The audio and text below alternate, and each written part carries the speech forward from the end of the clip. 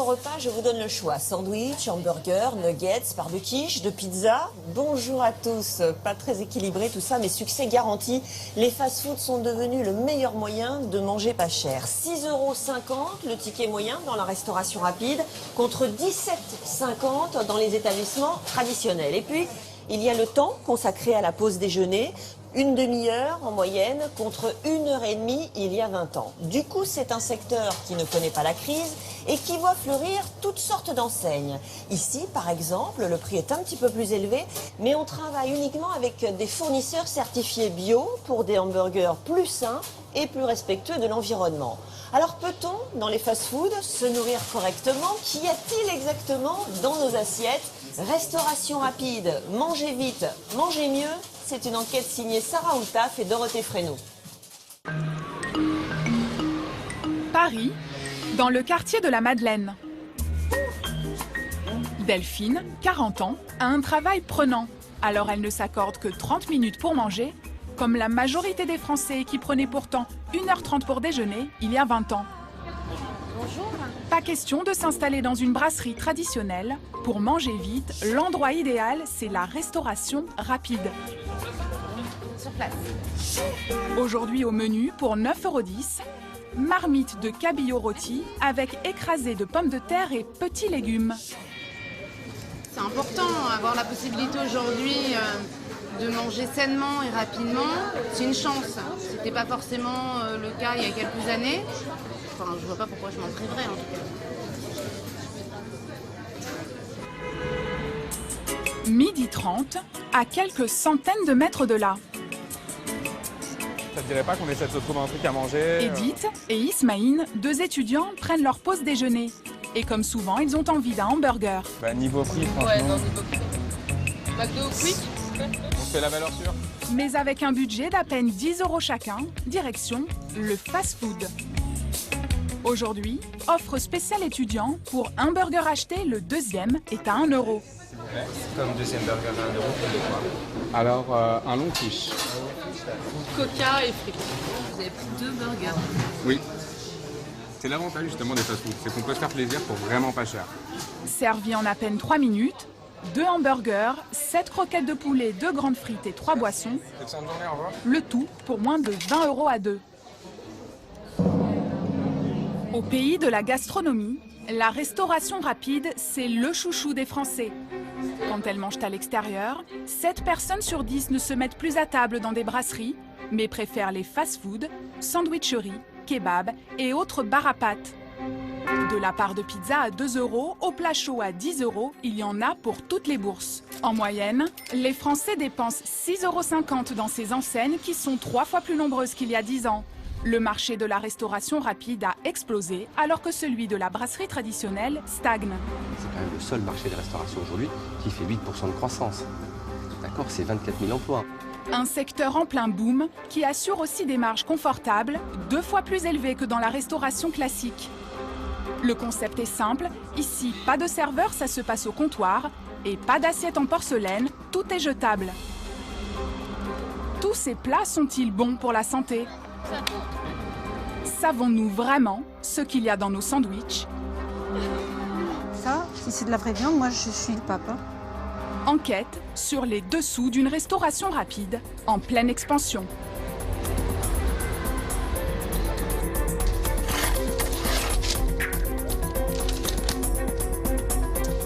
Bon appétit.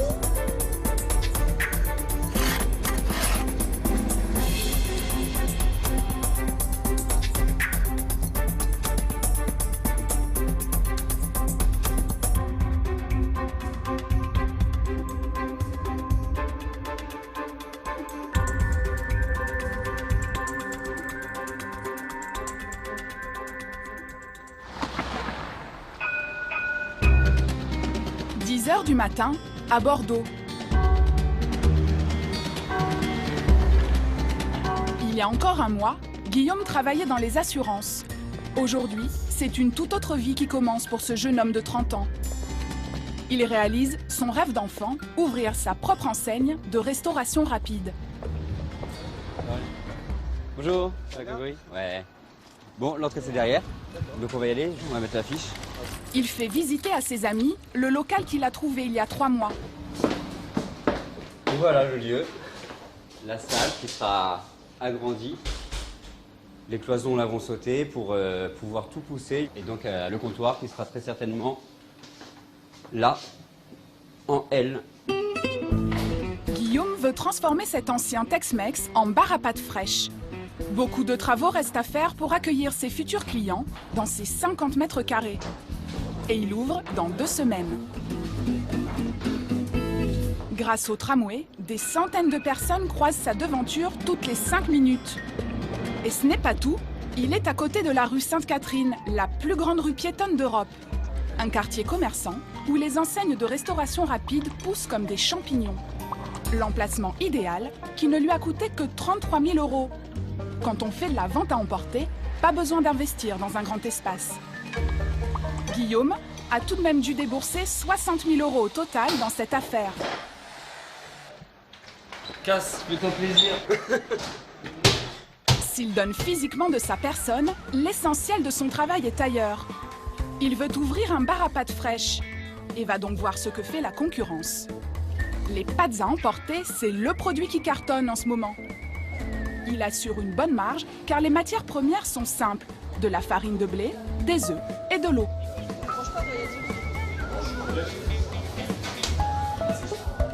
Guillaume, lui, compte proposer des pâtes fraîches et non des pâtes sèches comme le font certaines autres enseignes. C'est quoi des pâtes sèches? Les pâtes sèches, ce sont les pâtes qu'on achète en paquet et qu'on fait bouillir en casserole. Je sais pas si Pour que le business reste rentable, pas question pour lui d'acheter ses pâtes fraîches toutes faites dans le commerce. Ce sera moins cher s'il les fabrique lui-même à l'aide d'une machine à pâtes. Encore faut-il qu'il en trouve une à un prix abordable et le temps presse. Il ouvre dans quelques jours. Cet homme de 64 ans n'a pas attendu le boom des fast-foods pour faire fortune. C'est même le pionnier de la restauration rapide à la française. La croissanterie, c'est lui. Jean-Luc Brett est aujourd'hui à la tête d'un empire de 180 points de vente. Bonjour, je suis Monsieur Brett, le président de la société. Je suis ravi de faire votre connaissance. Moi de même. Bon, ça se passe bien, vous êtes content. Est-ce que madame, vous êtes content des produits que vous achetez ici? Bon, eh ben, tant mieux, merci beaucoup. Voilà. Tout commence en 1977. À l'époque, les centres commerciaux se développent un peu partout en France. Jean-Luc Brett sent qu'il faut créer des lieux de restauration au sein même de ces centres, pour toucher une autre clientèle que celle des bistrots enfumés. Il y avait déjà de la restauration américaine, McDonald's existait déjà aux États-Unis, il y avait Monsieur Borrell qui avait fait des Wimpy à l'époque. On était autour du hamburger, mais autour de produits français.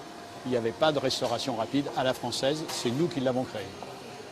Son idée de départ est bête comme chou, des croissants fourrés et salés. De la saucisse dans un croissant. Fourré à la saucisse. De la saucisse. Fourré au jambon. Le but, capter la clientèle du midi. Aujourd'hui, Jean-Luc Brett continue à inventer de nouveaux produits. Ça se passe au siège, en région parisienne. Bonjour à toutes et à tous. 2 fois par mois, il reçoit ses proches collaborateurs afin de tester les futures offres. Le deuxième du mois pour un certain nombre de produits. Une dizaine de propositions vont être passées au crible. Nous avons premièrement notre pain actuel. Le pain viennois. D'accord. Ensuite, un autre fournisseur de pain. Voilà. Avec un aspect un petit peu différent, mais un peu plus blanc, moins brioché. D'accord. Il est plus Bon, large. allez, on y va, on goûte.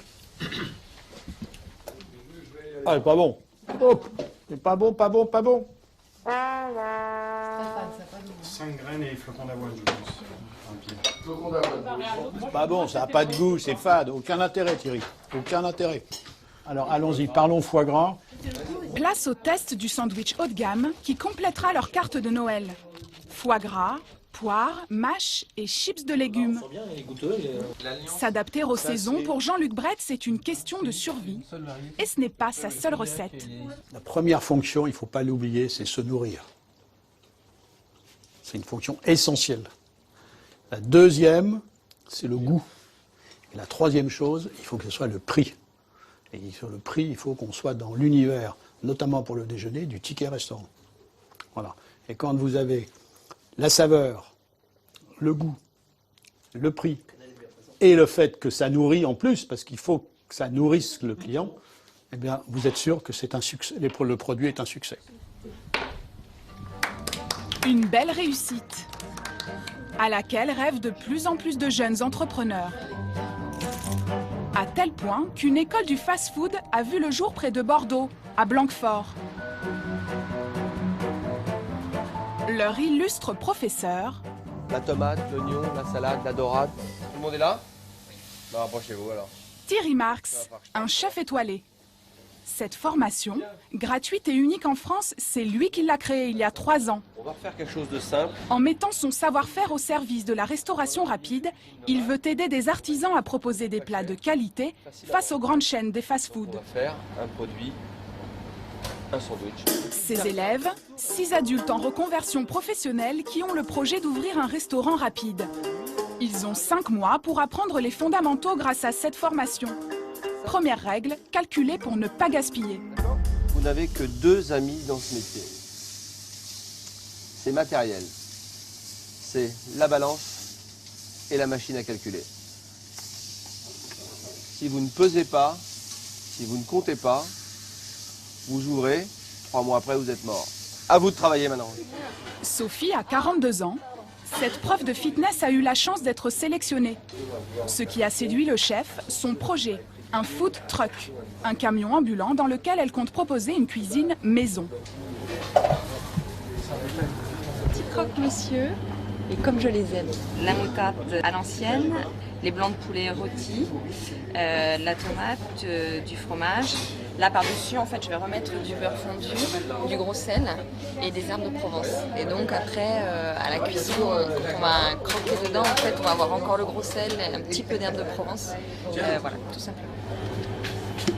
Le verdict de Thierry Marx est mitigé. Moi, ce que j'aime, c'est quand c'est le petit sel dessus et le petit... Ton pain de mie est bon, ton gruyère, lui, il l'est pas. Tu vas t'acheter un bon emmental. Comme tu vas le grammer, tu peux mettre un peu plus d'argent sur le produit pour que tu aies un produit de qualité et tu n'auras pas ce goût un peu rance de gruyère et de graisse qui n'est pas bon. Il est parfaitement légitime et il est moelleux, tu vois, il y a le produit inférieur. Place à la pratique.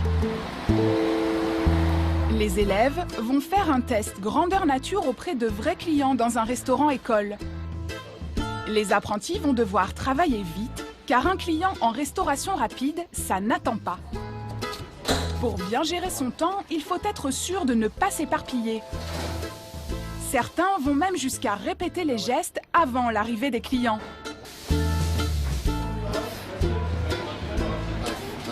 ça.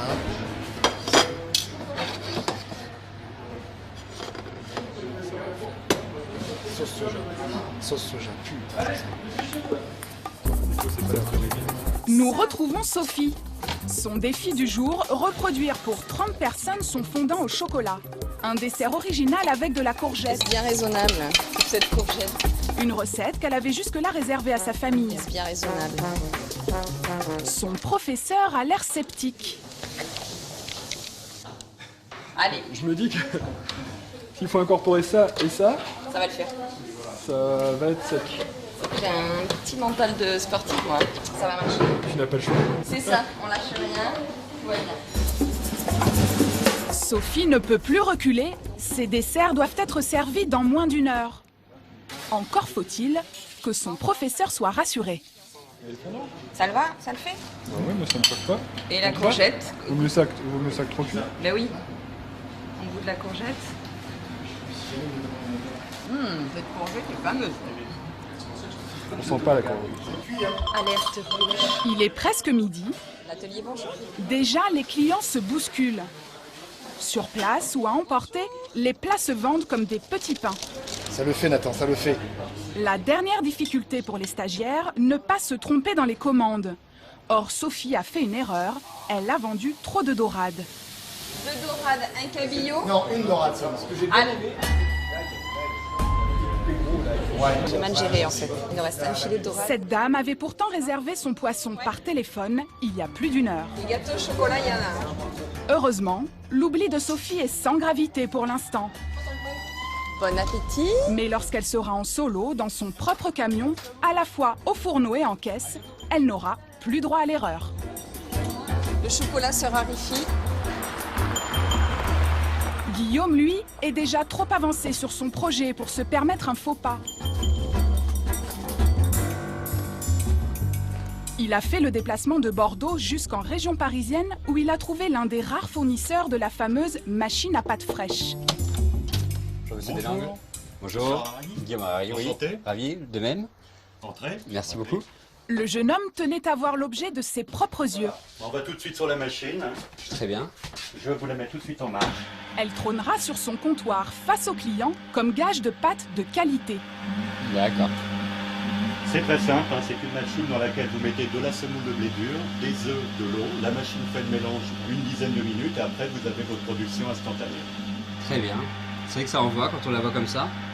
Donc vous avez un produit, vous voyez, avec une très belle finesse, très aéré. Quand vous avez 100 grammes de pâte positionnée dans une assiette, on a l'impression de quelque chose de léger, pas quelque chose de lourd. Grâce à cette machine, il va pouvoir se démarquer de ses concurrents qui vendent des pâtes sèches industrielles. Mais elle a un coût, 3 880 €. C'est 2 fois la somme qu'il avait prévue pour cet achat.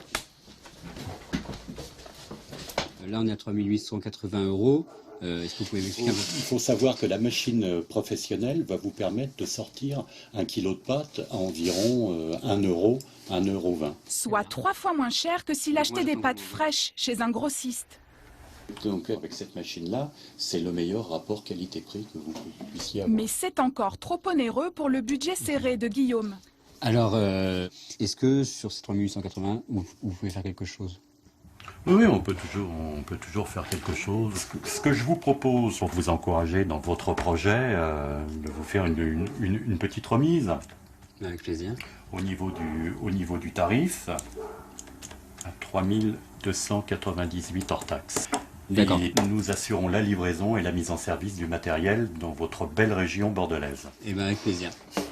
Très bien. 25% de réduction. Merci. Affaire conclue. La journée n'est pas finie pour autant. Guillaume profite de son déplacement en région parisienne pour se rendre au parc des expositions de la Porte de Versailles. Aujourd'hui se tient l'un des plus grands événements de la vente à emporter, le Rapid & Resto Show. Merci beaucoup. Merci. L'occasion pour Guillaume de rencontrer des fournisseurs. S'il veut rester dans les prix de ses concurrents, il ne doit pas vendre ses pâtes plus de 4,50 € la portion. C'est pas très grand, mais... Il a calculé que le coût des pâtes, de la sauce et des boîtes en carton ne doit pas dépasser 1,07 €. Il cherche donc un fournisseur qui lui propose des boîtes à bas prix. Alors on n'a pas que Starbucks, c'est 4 rabats. Ouais. Donc, vous pensez que ça peut descendre à combien? Sans vous engager, mais pour me donner... 13 centimes. Des pâtes fraîches et des contenants pas chers. Ce coût de revient très avantageux devrait lui permettre de se payer dès le premier mois et même de dégager une bonne marge. Elle est 2 fois plus élevée qu'en restauration traditionnelle. Et si vous êtes client, bienvenue. Merci beaucoup. Une marge confortable pour les professionnels, certes, mais qu'en est-il du côté des consommateurs? Cela a-t-il une influence sur la qualité de nos sandwichs? Béatrice de Rénal est nutritionniste. Elle est spécialisée dans la restauration rapide. Nous lui avons proposé un éventail des produits les plus répandus de la vente à emporter. Selon elle, certains des composants ne sont pas ce que l'on croit. Alors, la pizza, vous voyez que c'est pas une vraie pizza, c'est-à-dire que c'est pas une pâte à pain, c'est une pâte mousseline, hein. Et donc ça c'est un pain brioché, hein. Donc c'est un pain qui est sucré et gras. Et en clair, ça veut dire que ça vous tiendra moins qu'un vrai sandwich au pain normal. La nutritionniste émet aussi des doutes sur le fromage. Selon elle, ce n'est pas du vrai fromage, mais une préparation fromagère, dite analogue. Vous voyez que lorsque l'on ouvre, alors c'est difficile à dire. Je pense que cette pizza-là, elle est parfaite avec du vrai fromage, parce que vous voyez, c'est un petit peu cassant et ça ne ressemble pas à du vrai fromage. Donc ça, c'est la garantie d'avoir un produit qui est gras, qui est sucré et qui n'est pas forcément rassasiant. Pourquoi alors mettre du faux fromage sur une pizza? Parce que le fromage est l'aliment de base qui coûte le plus cher dans la fabrication d'une pizza, près d'un quart du coût total. Pour faire des économies, l'analogue, c'est la solution. Cela coûte environ 15% moins cher que le fromage, puisqu'on le coupe avec de la graisse végétale. Il ne s'agit donc plus de fromage 100% lait, mais d'une préparation alimentaire à base de fromage et de matières grasses végétales. Nous nous sommes rendus dans la banlieue lyonnaise pour rencontrer Rémi Vité. Il est responsable des ventes chez un distributeur qui fournit notamment du fromage pour des enseignes de pizza à emporter. Depuis 2 ans, il revend à ses restaurateurs 60% de fromage analogue. C'est 3 fois plus qu'il y a 10 ans. Il nous montre un échantillon de mozzarella. Alors ici, mozzarella 100%. Donc du vrai fromage. Puis, un échantillon de ce fromage analogue à base de graisse végétale. Et ici, analogue. Visuellement, vous n'avez aucune différence. Vous en avez un sur la pizza, il va beaucoup mieux fondre. Par contre, il a nettement moins de goût. C'est l'analogue. Donc en fait, il est plus pratique à cuisiner, le fromage analogue, aujourd'hui? Alors, il brûle plus facilement, puisque la matière grasse va brûler plus facilement. Mais il suffit simplement de baisser la température du four. Et à ce moment-là, vous avez un fromage qui va s'étaler beaucoup plus uniformément et beaucoup plus facilement sur la pizza. Donc finalement, vous avez besoin de mettre moins d'analogue sur une pizza que ce que vous mettez de mozzarella. C'est beaucoup plus rentable aujourd'hui, le fromage analogue. Exactement. Parce qu'il est moins cher, on en met moins sur la pizza et il donne le même aspect visuel. Voilà. Aucune différence en apparence. Certains vendeurs en profitent. Ils le mettent sur leur pizza en le faisant passer pour du vrai fromage. On dit clairement à nos clients et on leur marque sur les catalogues, on leur dit attention, ce n'est pas du fromage, c'est une préparation végétale. Aujourd'hui, il est interdit de marquer sur une carte de restaurant que vous n'avez pas le droit d'appeler ça fromage en fait, quand c'est une préparation végétale. Voilà. Et donc, vos clients vous suivent là-dessus? Malheureusement, pas tous. Voilà. C'est un constat. Aujourd'hui, vous avez effectivement des clients qui vont jouer le jeu et qui vont effectivement respecter ça, et d'autres qui vont être un peu, disons, un peu moins rigoureux et qui vont se dire après tout, il y a de la mozzarella dans le produit, donc je vais afficher qu'il y a du fromage dans ma pizza. Selon Rémi Vité, un quart des vendeurs de pizza qui se fournissent chez lui font passer leur fromage analogue pour du vrai fromage. Si la répression des fraudes les contrôle, ils encourent jusqu'à 37 500 € d'amende.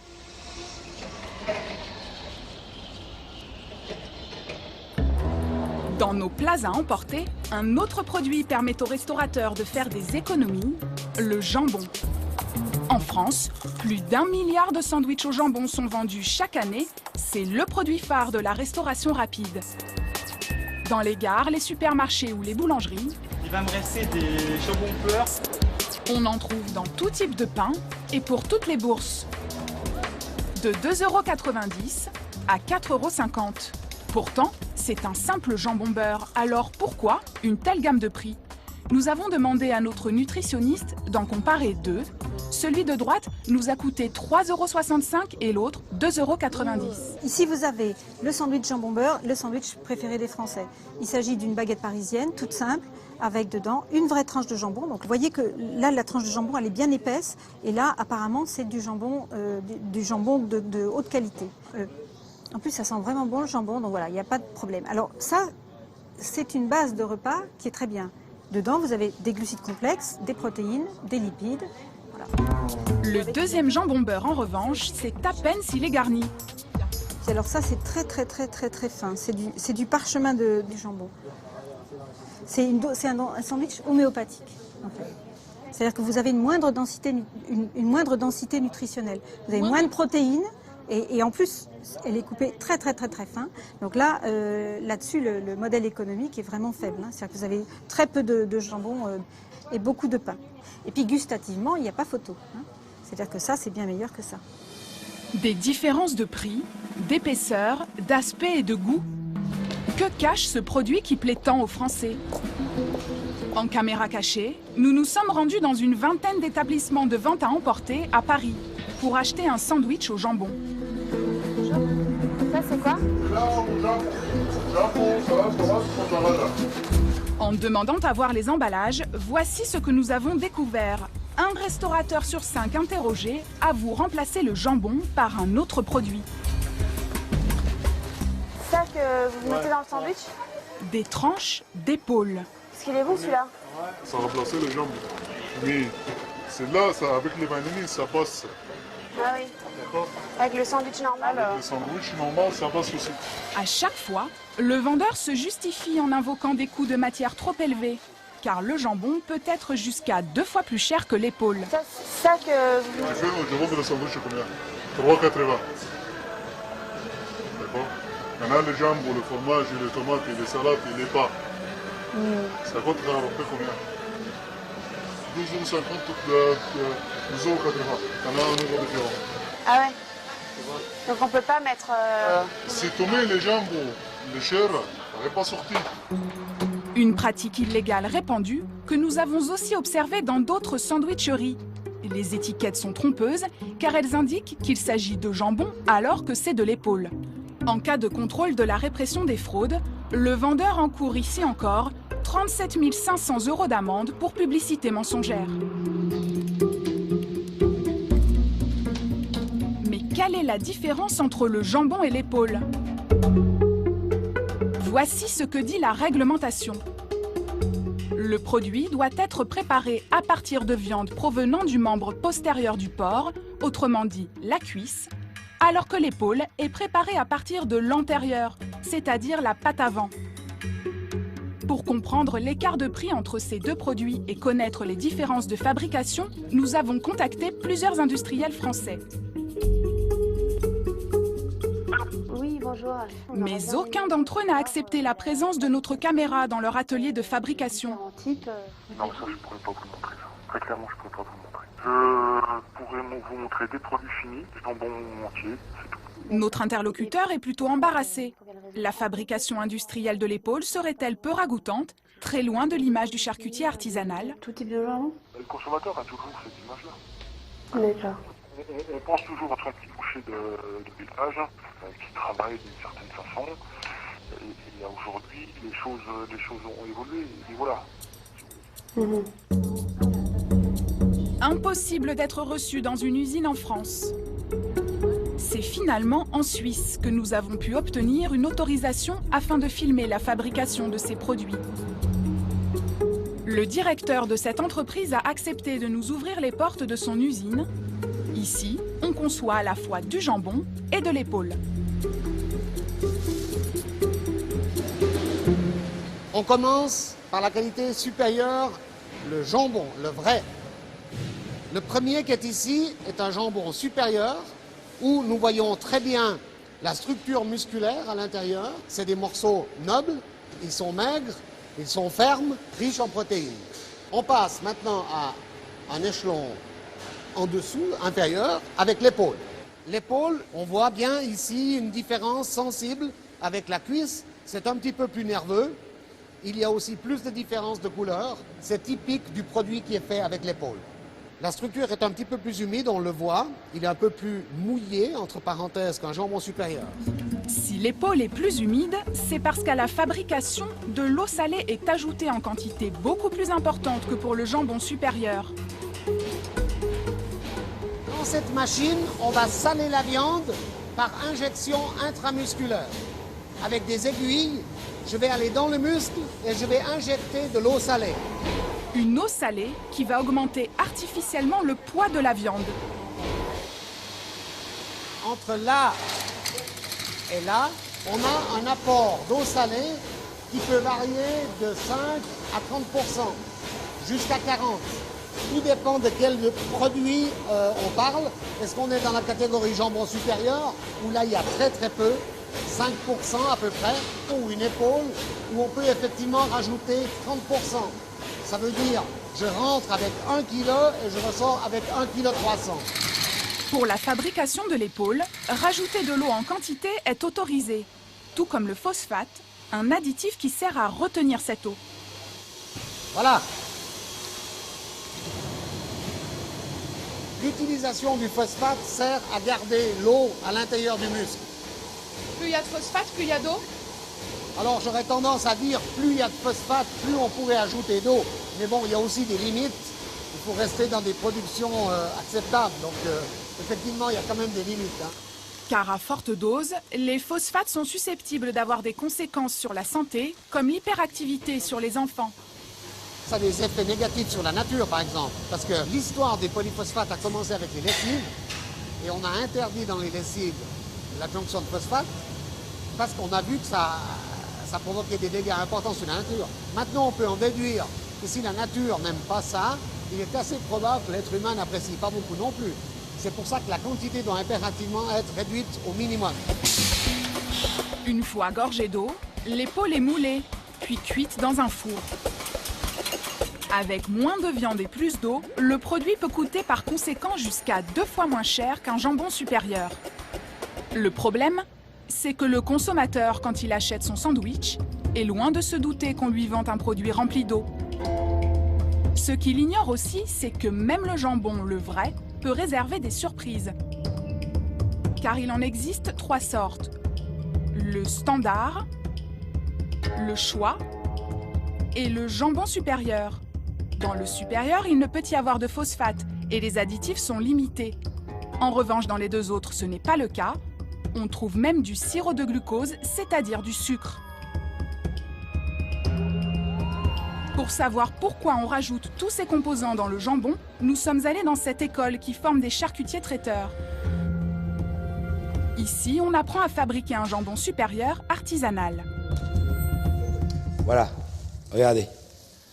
Regardez mon jambon. Joël Mauvigné, élu meilleur ouvrier de France, nous montre les ingrédients qu'il utilise pour le préparer. Poivre, des coups de girofle, des baies de genièvre, le miel de qualité, le sel, le sucre et la décoction avec les petits légumes comme l'ail, le thym, le laurier. Je dirais que c'est les seuls produits qui doivent rentrer dans la fabrication d'un jambon supérieur. En revanche, pour le jambon de qualité inférieure, c'est une toute autre histoire. Il y a toujours un bouillon ou des arômes, mais pas seulement. Acide érythorbique, lactate de potassium, dextrose de blé ou encore sirop de glucose. Et là, on est dans un laboratoire pharmaceutique. Là, vous voyez, où tout se ressemble. Il n'y a que du blanc. Là, vous avez le produit qui maintient la coloration. Là, vous avez le produit qui maintient l'homogénéité des fibres. Et ensuite, certains rajoutent aussi du glucose. Dans le bas de gamme, on rajoute du glucose. Regardez, c'est fait pour cacher un petit peu la misère. Voilà, la viande qui a de l'odeur, qui sent un petit peu, quoi, qui n'est pas de première qualité. Des cache-misères dans le jambon. Est-ce bon pour la santé ? Lorsque l'on compare les résultats des valeurs nutritionnelles d'un jambon bas de gamme et d'un jambon supérieur, les différences sont frappantes. À gauche, le jambon supérieur. À droite, le jambon de moindre qualité. Ce dernier contient plus du double de sucre que dans le jambon supérieur. Quant à leur teneur en sel, ici encore, le jambon bas de gamme est bien plus chargé. Plus on descend en gamme, plus le taux de sucre, mais aussi de sel, est élevé. Des valeurs nutritionnelles très contrastées selon les qualités de jambon. Des jambons qui n'en sont pas. Comment s'y retrouver ? Selon notre nutritionniste, la règle de base pour bien manger, s'informer. Le meilleur conseil pour bien choisir, c'est bien lire la liste des ingrédients et ne pas se satisfaire de juste la photo qui est au-dessus du comptoir. Il faut prendre les petits dépliants qui sont dans les restaurants et regarder parce que tout doit être marqué, avec y compris la proportion. Parce que quand on vous appelle quelque chose jambon de cheddar, la loi impose normalement de mettre le pourcentage de jambon, le pourcentage de cheddar et le pourcentage de tous les ingrédients nobles, c'est-à-dire voilà. Donc si c'est un jambon beurre, normalement vous devez avoir la proportion de beurre et la proportion de jambon. Même quand c'est écrit tout petit ? Ah, même quand c'est écrit tout petit. Ça c'est la loi. Et donc si vous avez des bonnes lunettes, à ce moment-là, vous êtes censé pouvoir bien choisir. Bien souvent, la liste des ingrédients ne figure pas sur les sandwichs. Vous pouvez alors demander l'emballage des produits à votre vendeur, car il est tenu par la loi de le conserver. Les frigos, c'est du jambon cru. Ici, par exemple, c'est du jambon standard, la catégorie de jambon la plus basse.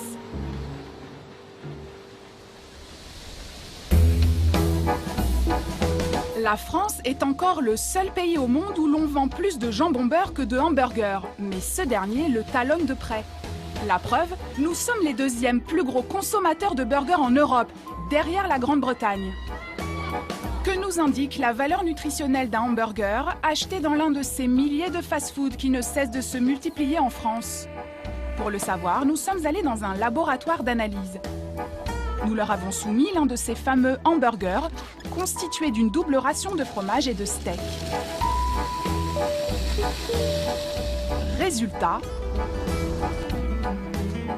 500 calories pour un burger, que l'on avale rarement seul. Au menu, en plus de ce burger, on ajoute souvent une frite, 340 calories, un soda, 170 et un dessert, 350. Au total, 1360 calories, soit les 2/3 des apports caloriques conseillés pour un adulte par jour. Pour Béatrice de Rênal, la nutritionniste, ce ne sont pas seulement les calories de ces menus qui sont mauvaises pour la santé, mais l'association lipides-glucides. En fait, tout est sucré et tout est gras. De toute façon, si vous mangez souvent dans ce type d'enseigne, le risque, c'est le surpoids, l'obésité, le syndrome métabolique, les maladies cardiovasculaires, etc. Il n'y a pas que dans les fast-foods que l'on trouve des aliments trop gras. Béatrice de Rênal remarque qu'il peut y en avoir dans toutes les offres de vente à emporter. C'est une quiche qui est marquée saumon oseille. Et c'est vrai que toutes les quiches aux légumes sont assez souvent choisies par les dames parce qu'il y a des légumes dedans, donc elles se disent bon, ça fait un déjeuner pas mal, c'est sans doute mieux qu'un sandwich, alors qu'en fait c'est 2 fois plus calorique qu'un sandwich parce qu'il y a beaucoup de gras dedans. Il y a du gras dans la pâte et puis dans l'appareil avec des œufs et du fromage, c'est très gras. De temps en temps, il n'y a pas de problème, mais voilà, c'est beaucoup plus gras que ça n'en a l'air. Ensuite, il ne suffit pas de limiter lipides et glucides pour manger sainement. Il est important aussi de consommer des protéines. Du coup, les salades ne constituent pas un repas assez équilibré. Là, les salades sont extrêmement légères, trop inconsistantes. Il y a des carottes râpées, choux blancs, oignons rouges, poulet, sauce thaï, d'accord. Celle-là, elle est quasi végétarienne. Il marque qu'il y a du poulet dedans, mais je n'en vois pas un seul morceau. Donc ça veut dire qu'il ne doit pas y en avoir énormément. Donc une salade comme ça, si vous voulez, par rapport à vos besoins pour un déjeuner, c'est assez faible. Donc il faudrait idéalement avoir un produit de fruits ou de légumes, une source de protéines, que ce soit du poulet, du jambon, n'importe, et puis des glucides complexes, que ce soit des pâtes, du pain ou du riz ou des pommes de terre. Le déjeuner idéal à midi, ce serait quoi alors? Un sandwich. Un sandwich poulet crudité, ou poulet crudité avec un peu de fromage dedans, c'est parfait. Et vous finissez avec une pomme par exemple, ou alors avec un dessert, de la compote ou du coulis de fruits, enfin voilà, c'est ça l'idéal. Le sandwich poulet crudité, plus équilibré qu'un hamburger, une enseigne de restauration rapide l'a bien saisi, Subway. Cette chaîne américaine, qui a détrôné McDonald's dans nombre de points de vente dans le monde, en a déjà ouvert 383 en France en 10 ans. Le concept se veut transparent, des sandwichs préparés devant le client, pas chers et sains. Bacon, pepperoni, fromage. Le tout à coup de stratégie de communication sur l'équilibre nutritionnel. Jared Fogle est un Américain de 35 ans. Dans cet extrait du documentaire Super Size Me, il évoque son passé d'obèse. Sans m'en rendre compte, j'ai atteint le poids de 192 kilos. Depuis 2000, il est engagé par Subway pour faire l'apologie de l'enseigne. À l'âge de 18 ans, il avait réussi à perdre 111 kilos en une année, ne se nourrissant que de 2 sandwichs Subway par jour. C'est devenu une star aux États-Unis. Même George W. Bush s'est fait photographier avec lui. Dans un pays où plus d'un Américain sur 4 est obèse, son histoire a forcément donné un sacré coup de pouce au développement de la marque. En France, Subway communique sur des sandwichs dits équilibrés. L'enseigne est la seule grande chaîne de restauration rapide à avoir obtenu le label Alimentation et équilibre. Grâce à la présence sur leur carte de 8 sandwichs de petite taille, contenant moins de 400 calories et 6 grammes de lipides maximum. Dans ces 8 propositions, de la viande et des légumes, mais pas de fromage ni de mayonnaise notamment. Des sandwichs moins caloriques Nous avons voulu les tester en tant que clients. Nous sommes donc allés dans quelques-unes de leurs enseignes en caméra cachée. Première surprise, les ingrédients conseillés pour ces sandwichs sont listés en minuscules en bas à gauche de la vitrine. Nous demandons donc conseil aux vendeurs pour savoir quels ingrédients choisir précisément. Deuxième surprise, ils ne semblent pas connaître l'existence de ces sandwichs. Des sandwichs diététiques chez Subway. C'est quoi le menu? Avec moins de calories. Vous voyez pas ce que c'est? On n'a pas quelque chose de diététique. D'accord. Je voudrais un sandwich diététique, s'il vous plaît. J'aime pas que t'envoies un Subway, mais je n'ai jamais entendu ça. Ça fait 9 ans? D'ailleurs, les vendeurs nous proposent de mettre du fromage alors que nous leur demandons un sandwich équilibré. Pourtant, rappelez-vous, il est précisé sur la vitrine qu'aucun des sandwichs approuvés par le programme Alimentation et Équilibre ne doit contenir de fromage.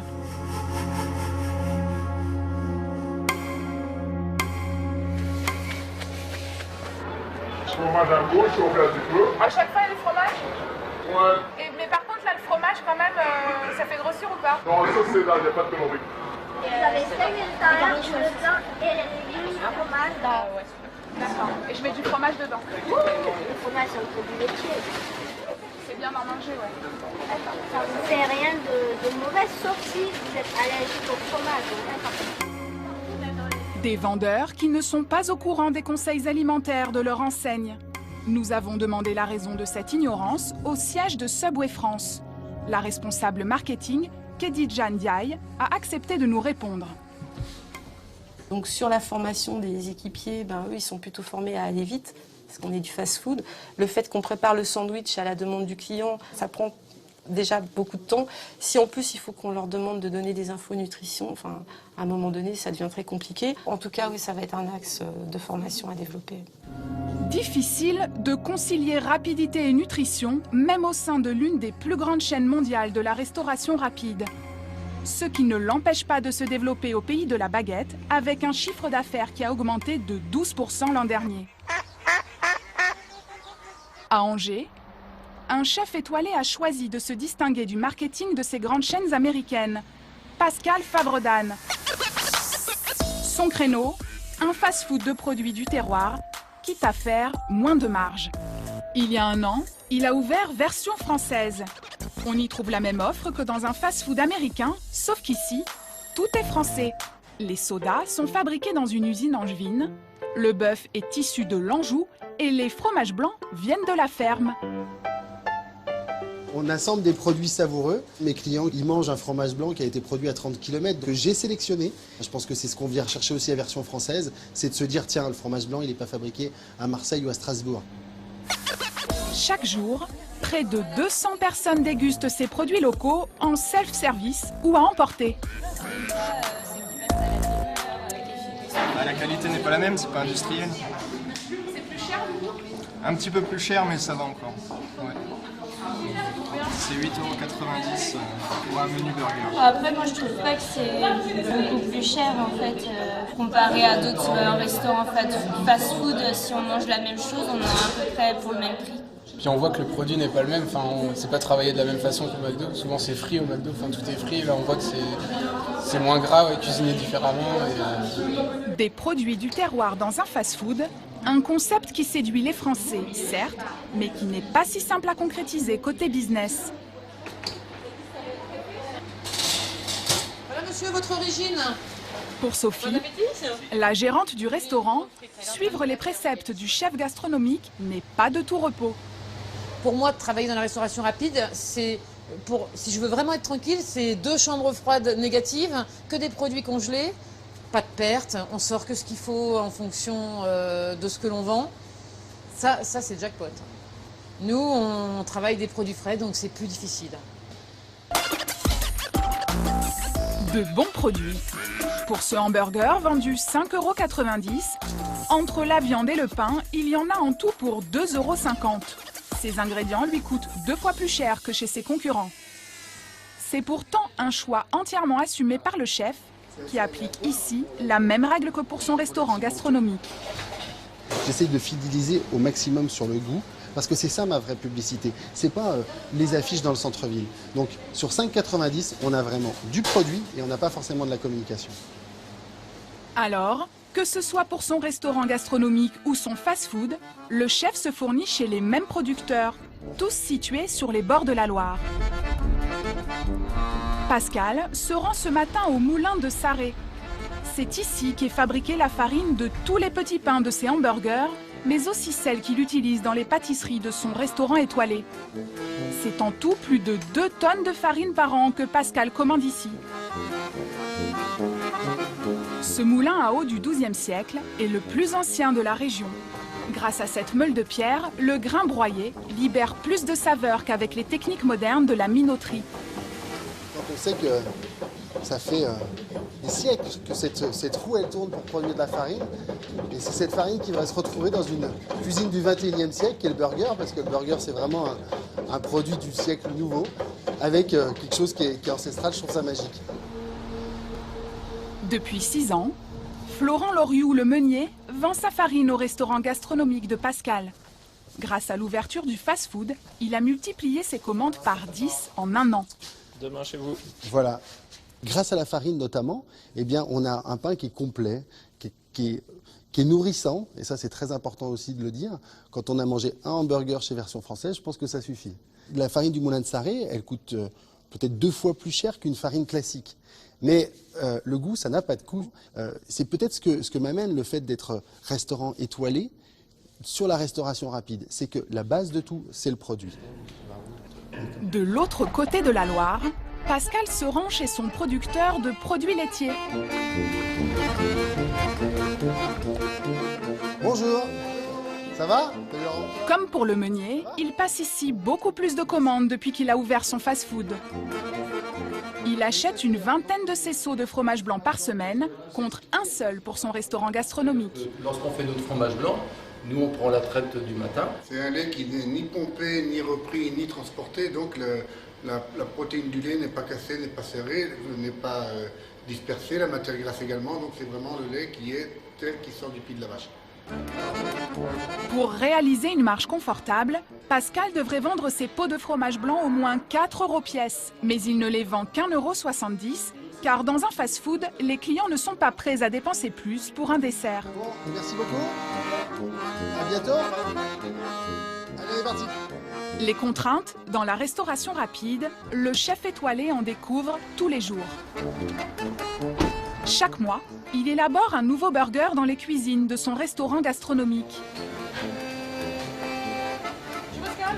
La présence de Sophie est indispensable. J'amène tout ce qu'il faut. La gérante de son fast-food sait mieux que lui comment adapter ses envies de chef aux réalités du secteur. Donc, bien sûr, le carpaccio. Aujourd'hui, il teste un nouveau carpaccio de bœuf. Donc on décide combien de tranches on met, comme ça on est tranquille. Ben là, j'en ai déjà mis combien? J'en ai déjà mis 6. On en met 7, ça fait 70 grammes. Là, si on prend 3, on en met 3. À mon avis, 6, ça suffit, mais... Bon, allez.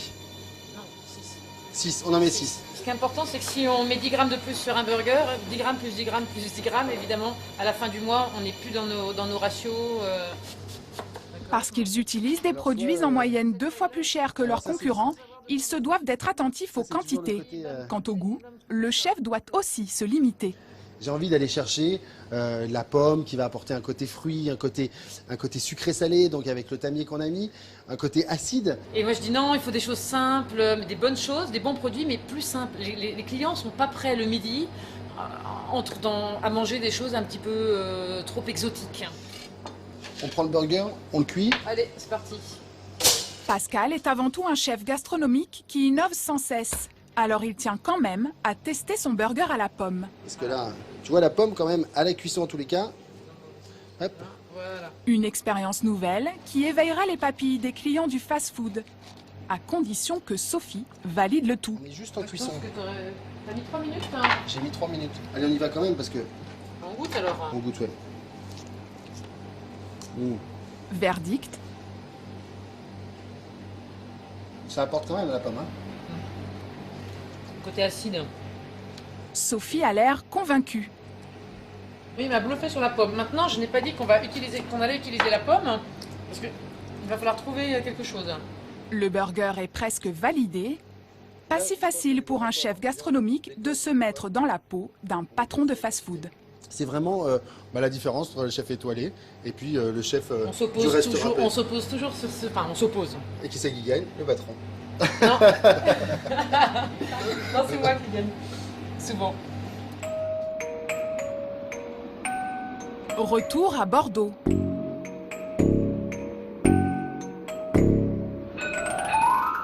C'est le jour de l'ouverture du restaurant de pâtes à emporter de Guillaume. Il est 12h30, aucun client n'a encore franchi le pas de la porte.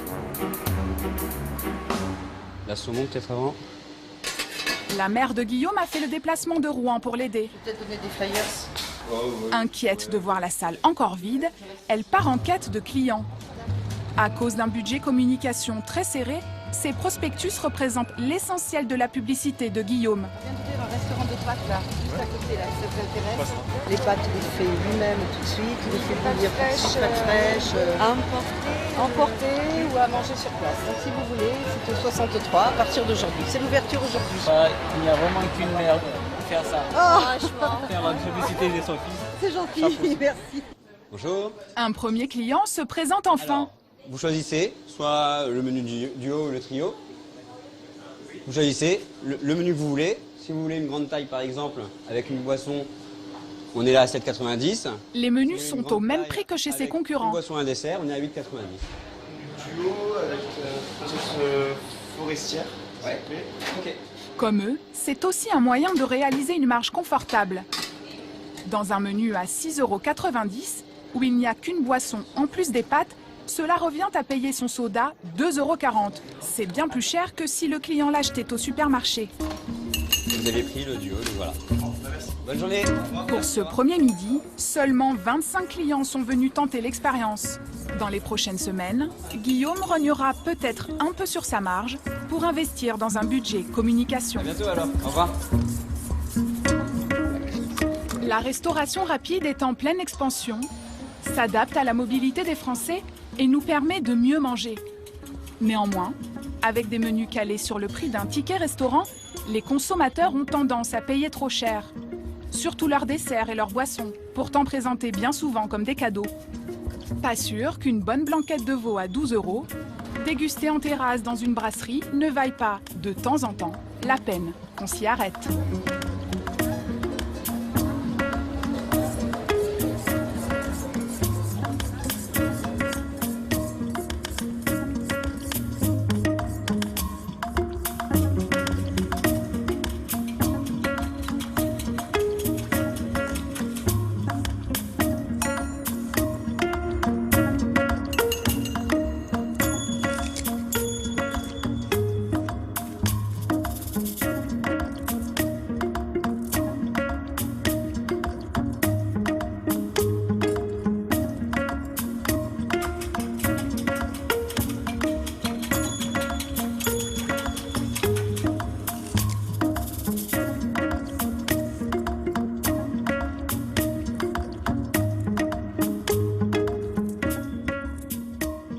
Voilà, allez, moi, je me mets à table. Merci d'ailleurs à l'enseigne Bio Burger qui n'a pas eu peur de m'ouvrir ses portes et de me nourrir. Qu'est-ce qu'il y a là-dedans? Oignons, fromage, salade, steak, sauce au poivre.